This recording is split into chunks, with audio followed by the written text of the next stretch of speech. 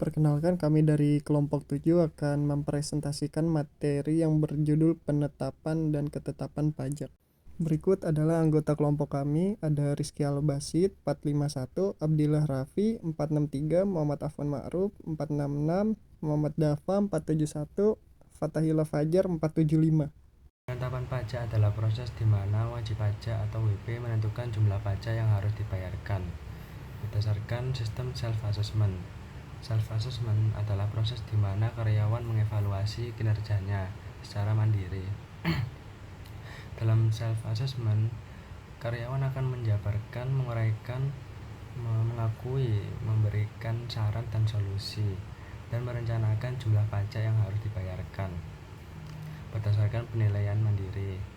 Dalam sistem ini, wajib pajak memiliki kewajiban untuk mematuhi ketentuan perpajakan.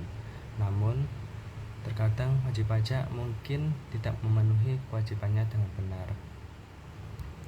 Menyelaraskan hal ini, Kantor Pelayanan Pajak atau KPP sebagai institusi pemungut pajak diberi wewenang untuk menetapkan pajak yang harus dibayarkan oleh wajib pajak secara jabatan.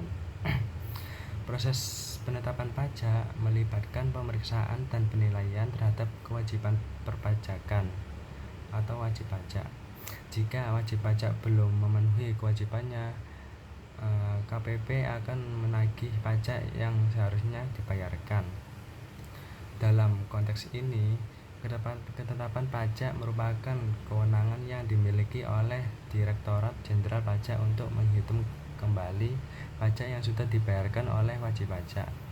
Ketetapan ini dapat berupa kurang bayar, nihil, atau lebih bayar, tergantung pada bukti yang ditemukan. Jadi, penetapan pajak dan ketetapan pajak adalah bagian penting dalam sistem perpajakan yang memastikan kepatuhan wajib pajak dan pengumpulan pajak yang sesuai dengan ketentuan hukum. Ketetapan pajak. Untuk ketetapan pajak ini akan dikeluarkan Direktorat Jenderal Pajak atau DJP dalam hal pemeriksaan pajak atas pelaporan surat pemberitahuan atau SPT tahunan atau masa pajak penghasilan PPH maupun pajak pertambahan nilai mengenai SKP ini diatur dalam Undang-Undang Nomor 6 Tahun 1983 tentang ketentuan umum dan tata cara perpajakan. Lalu dilakukan perubahan aturan yang tertuang dalam Undang-Undang Nomor 28 Tahun 2007. Dalam pasal 1 nomor 15 Undang-Undang 28 2017 disebutkan SKP atau surat ketetapan pajak adalah surat ketetapan yang meliputi surat ketetapan pajak kurang bayar, surat ketetapan pajak kurang bayar tambahan, surat ketetapan pajak nihil, dan surat ketetapan pajak lebih bayar. Dan untuk surat tagihan pajak diterbitkan dalam hal 1, yaitu pajak penghasilan dalam tahun berjalan tidak atau kurang dibayar. 2, dari hasil penelitian SPT terdapat kekurangan pembayaran pajak akibat salah tulis dan atau salah hitung. Dan 3, dikenakan sanksi administrasi, denda, dan atau bunga. 4, pengusaha yang telah dikukuhkan sebagai pengusaha kena pajak tetapi tidak membuat faktur pajak atau membuat faktur pajak tetapi tidak tepat waktu. 5, pengusaha yang telah dikukuhkan sebagai pengusaha kena pajak yang tidak mengisi faktur pajak secara lengkap selain identitas pembeli atau identitas pembeli, nama, alamat, dan NPWP pembeli barang kena pajak atau penerima jasa kena pajak. Dan 6, pengusaha kena pajak melaporkan faktur pajak tidak sesuai dengan masa penerbitan faktur pajak. 7, pengusaha kena pajak yang gagal berproduksi dan telah diberikan pengembalian pajak masukan. Kemudian selanjutnya adalah hak istimewa. Menurut peraturan pemerintah atau PP nomor 55 tahun 2022 tentang pajak penghasilan, hubungan istimewa adalah keadaan ketergantungan atau keterikatan antara satu pihak dengan pihak lainnya. Ketergantungan ini dapat disebabkan oleh kepemilikan atau penyertaan modal perusahaan atau hubungan keluarga, saudara, atau semenda. Contoh, Hubungan istimewa meliputi kepemilikan saham atau modal minimal 25% pada wajib pajak lain, penguasaan langsung atau tidak langsung, serta hubungan keluarga, saudara, atau semenda dalam garis keturunan.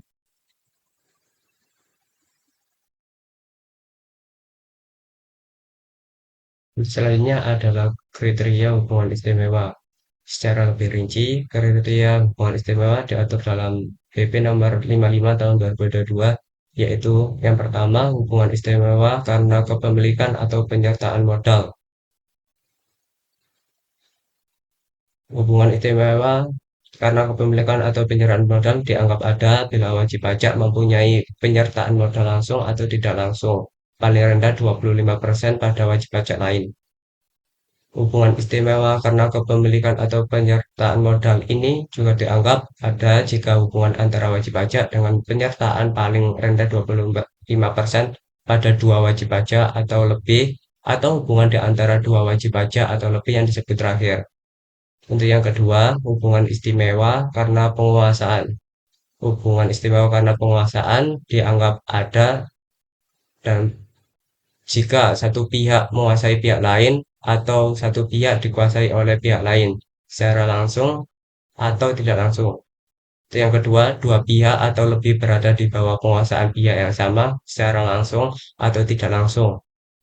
Yang ketiga, satu pihak menguasai pihak lain atau satu pihak dikuasai oleh pihak lain melalui manajemen atau penggunaan teknologi.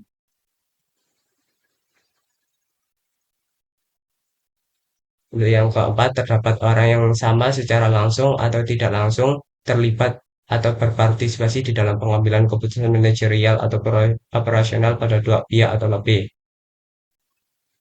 Yang kelima, para pihak yang secara komersial atau finansial diketahui atau menyatakan diri berada dalam satu grup usaha yang sama.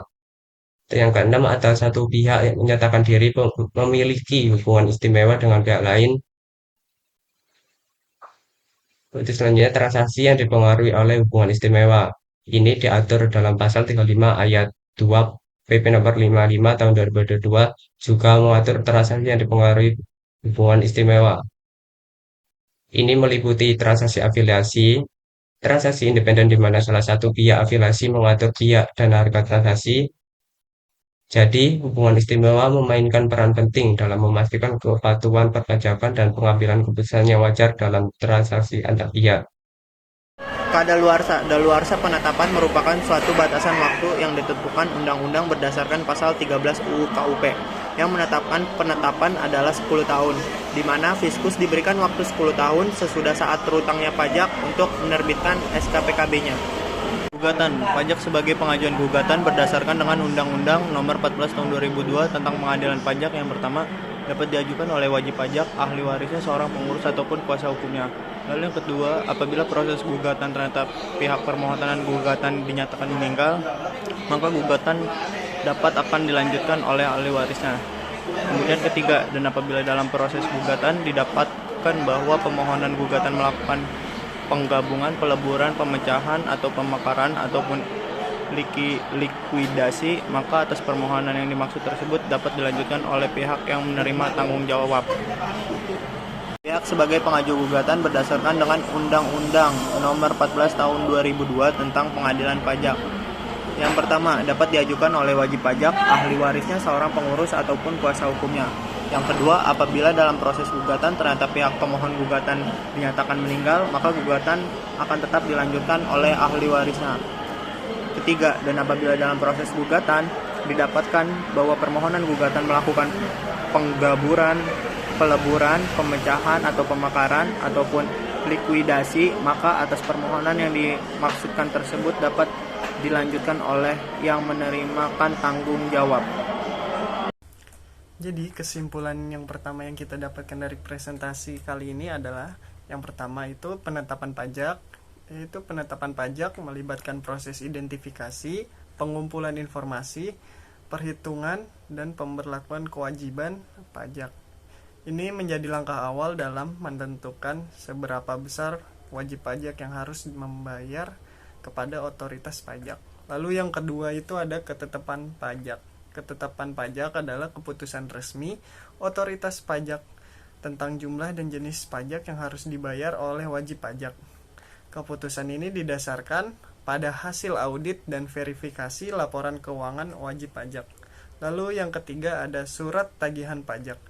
Surat tagihan pajak yang berfungsi sebagai pemberitahuan resmi yang menyampaikan jumlah pajak yang harus dibayar dan batas waktu pembayarannya kepada wajib pajak. Lalu ini menciptakan transparansi dan memberikan petunjuk pembayaran. Lalu hak istimewa di bidang perpajakan.